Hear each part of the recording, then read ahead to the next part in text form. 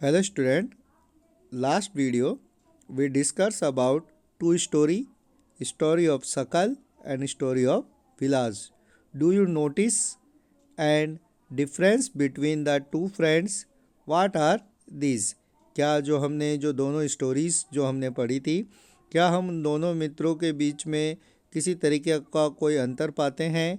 और अगर पाते हैं तो वो किस तरीके का अंतर हमें देखने को मिलता है, उसके बारे में आज हम डिस्कस करेंगे। In the two case study, we saw Sakal want to school and Vilas did not go। या दो जो हमने कहानी पढ़ी उसमें हमने देखा कि सकल तो स्कूल जाता था पर विलास स्कूल नहीं जाता था। सकल was physically strong and healthy. जहाँ हमने देखा जो सकल था वो फिज़िकली यानी कि शारीरिक रूप से स्ट्रॉन्ग और हेल्दी था। There was no need to him to visit the doctor frequently, यानी कि उसे बार बार किसी डॉक्टर के पास जाने की कोई ज़रूरत नहीं थी। वहीं अगर हम दूसरी ओर देखें तो जो विलास वाज ए पेशेंट ऑफ एरिथीसियास, यानी कि जो विलास था हमने देखा कि वो गठिया का मरीज था। He lacked his means of visit the doctor, उसके पास डॉक्टर तक जाने के कोई पैसे भी नहीं थे, कोई संसाधन भी उसके पास नहीं था कि वो डॉक्टर तक जा सकें। सकल एक्योर्ड ए डिग्री इन कंप्यूटर प्रोग्रामिंग। सकल ने जहाँ पर हमने देखा जो कंप्यूटर का जो प्रोग्रामिंग है में कंप्यूटर की एक डिग्री प्राप्त की थी। Sakal found a job in a private firm while Vilas continued with the same work as his mother. हमने देखा कि जो सकल था उसने पढ़ लिख कर जो कंप्यूटर की डिग्री प्राप्त करी और उसे एक प्राइवेट फर्म यानी कि एक जो प्राइवेट कंपनी है उसमें उसे नौकरी मिल गई। वहीं दूसरी ओर जो विलास था उसे अपनी माँ का जो काम था, जो मछली बेचने का जो काम था, उसे ही कंटिन्यू यानी कि उसे ही निरंतर करना पड़ा। ही अर्न ए मार्ज income like his mother is supported a family, और उसे बहुत ही जो कम पैसा मिलता था जिससे कि वह अपनी जो आय थी बहुत कम होने के कारण जो विलास है वो अपनी जो फैमिली है उसका भरण पोषण भी सही से नहीं कर पा रहा था। इन द केस ऑफ सकल, several years of education added to his quality of labor। जैसा कि हमने देखा कि सकल ने जो कई वर्षों तक जो शिक्षा प्राप्त की, to the quality of labour, यानी कि उसके कारण उसने अपनी श्रम की जो काम करने की जो क्वालिटी है गुणवत्ता में बढ़ोतरी की। उसने जो एजुकेशन मिली उसके अकॉर्डिंग उसने अपनी जो काम करने की क्षमता है उसमें उसने बढ़ोतरी की।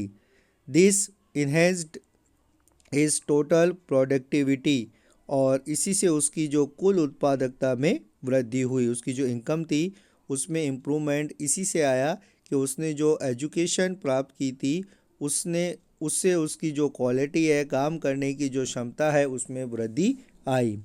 Total productivity add to the growth of the economic, और कुल उत्पादकता देश की समृद्धि में योगदान देती है। इससे हमें पता चलता है कि अगर सकल जैसे जो लोग हैं वो किस तरीके से जो हमारी जो कंट्री की जो ग्रोथ है, इकोनॉमिक ग्रोथ है, उसमें किस तरीके से अपना कंट्रीब्यूशन करते हैं। दिस इन टर्न पे ए इंडिविजुअल थ्रू सैलरी और the same other form of his choice. बदले में व्यक्ति को उसके जो काम करने के बदले में व्यक्ति को सैलरी यानी कि वेतन के रूप में या उसकी जो इच्छा होती है उसके दूसरे परिणाम के रूप में उसे मिलता है। In case of Vilas there could not be any education और health care in the earlier part of his life. दूसरी तरफ हम देखते हैं जो विलास था उसने किसी तरीके की कोई एजुकेशन यानी कि शिक्षा प्राप्त नहीं करी, और साथ ही साथ जो उसकी हेल्थ केयर यानी कि जो स्वास्थ्य संबंधित जो अपने जीवन के जो प्रथम काल थे बचपन में उसे स्वास्थ्य से संबंधित जो केयर है वो भी नहीं मिल पाई। तो उसके कारण his spend his life selling fish like his mother.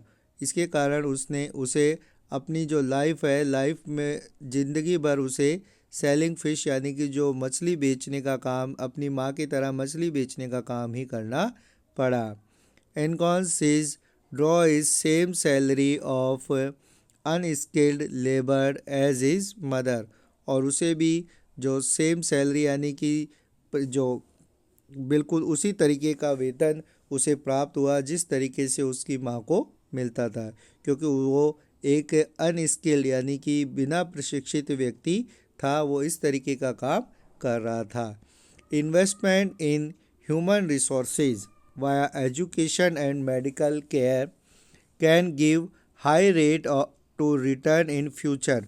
अगर हम देखें तो जो मानव संसाधन में यानी कि जो एजुकेशन और जो हेल्थ केयर है उसमें अगर हम इन्वेस्टमेंट करते हैं तो जो फ्यूचर है यानी कि भविष्य में उसके हमको जो अच्छे परिणाम, अच्छे रिटर्न हमको उसके प्राप्त होते हैं। जैसा कि हमने शकल की जो स्टोरी है उसमें देखा कि किस तरीके से उसके फादर ने उसकी एजुकेशन के लिए लोन लिया, लोन लेने के बाद उसे हायर एजुकेशन प्रोवाइड कराई, कंप्यूटर में उसे डिग्री दिलाई और किस तरीके से उसने अपनी स्किल डेवलपमेंट के द्वारा और अपनी जो सैलरी है, अपनी जो इनकम है उसमें इम्प्रूवमेंट किया।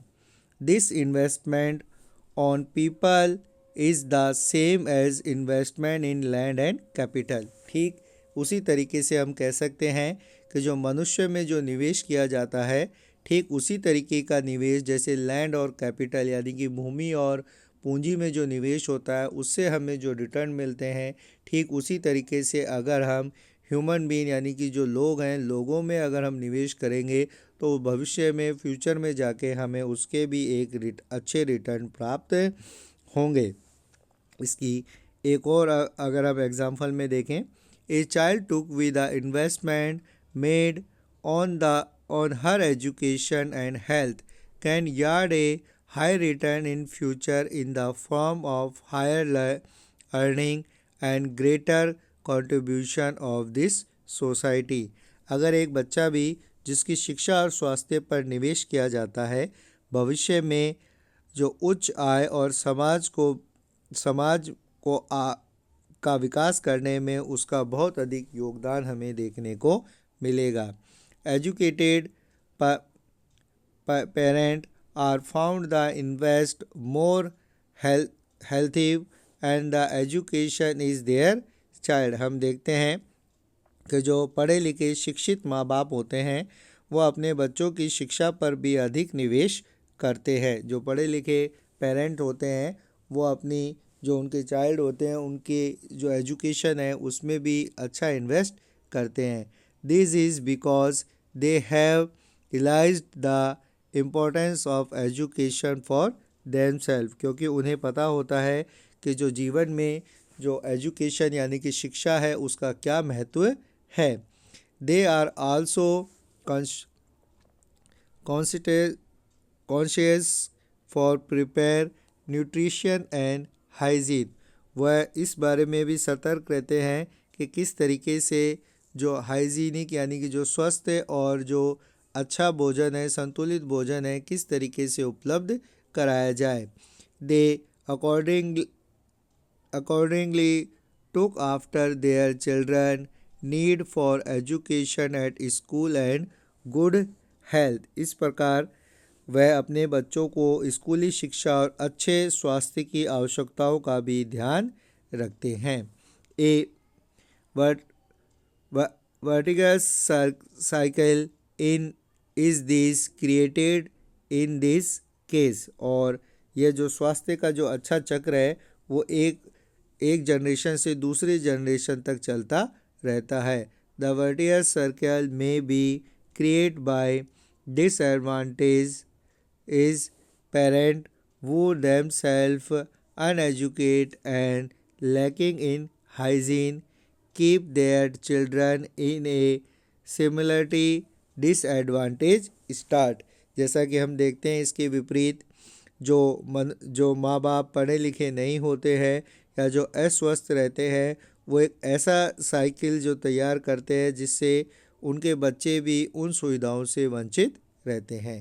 तो हम कह सकते हैं कि जो गुड साइकिल है यानी कि गुड सर्किल जो है उसे डेवलप करने में जो एक एजुकेटेड पेरेंट्स हैं उनका एक इम्पॉर्टेंट कंट्रीब्यूशन होता है।